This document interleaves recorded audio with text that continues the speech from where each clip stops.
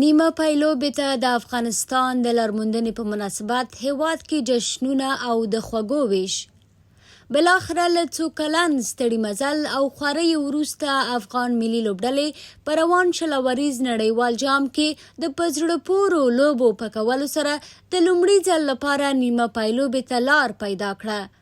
افغان ملي لوبډلې نن په یوه سخته او حیرانوونکې بریا سره بنګلادیش او استرالیا خپل کور ته ولیږل او افغان ملت ته یې ستر ویاړ او نه هېرېدونکې تاریخي خوشحالي راوړله. نن د دغې بریا په مناسبت د هېواد د لویو ښارونو په ګډون په بېلابېلو ولایتونو لکه کابل، ننګرهار، کونړ، خوست، پکتیا، پکتیکا او هلمند کې هېوادوالو اورلوبې د رنګونو شیندل، نڅا او د خوښۍ اتڼونه وکړل او په ښه نیت یې د نظر په توګه په ښاریانو خواږه وویشل. په هېواد کې معمولاً له هرې لویې او وړې خوښۍ وروسته د خلکو او کورنیو ترمنځ د خوږو ویشل دود دی څو د خوښۍ شکرانه او نظر ادا شي او دا خوښي یې نوره هم ډیره شي. نو ځکه د ټولنیزو رسنیو فعالانو هم د نننۍ بریا او لاسته راوړنې په پار د خوښۍ او شکرانې خواږه وویشل.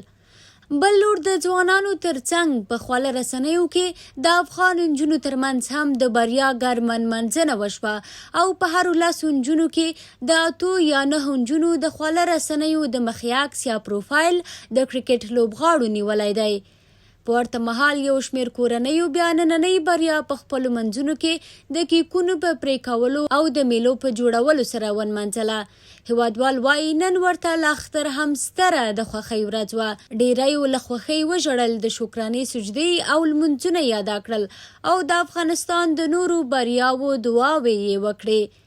دا په داسې حال کې ده چې تر دې ورځ وړاندې هم د لومړي ځل لپاره د افغان ملي لوبډلې په لاس د استرالیا پر ماتې هم په هېواد کې په لویه کچه جشنونه او میلې ترسره شوې وې.